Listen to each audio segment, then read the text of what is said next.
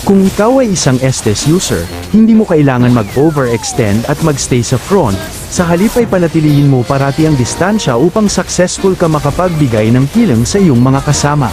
Subukan mo gamitin ang emblem na support para sa HP regen at shield effect, cooldown reduction at movement speed, Inspire para sa extra CD reduction, Tenacity para sa dagdag na physical at magic defense once na mag-drop ang iyong HP sa 50%, at Quantum Charge para sa additional HP regen at movement speed. Huwag mo kakalimutan na priority ang Flask of the Oasis dahil nagbibigay ang passive nito ng shield oras na bumaba ang inyong HP sa 35% at mababawasan ng bahagya ang cooldown ng iyong mga skills, ngunit may 60 seconds cooldown ito sa bawat isa sa inyo. Samahan mo ng mga items na ito.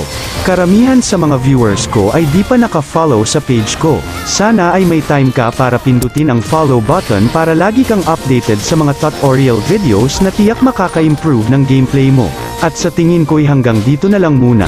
Sana'y may natutunan ka, mag-focus parati sa game dahil lahat ay pwedeng manalo sa late game. Hanggang sa muli.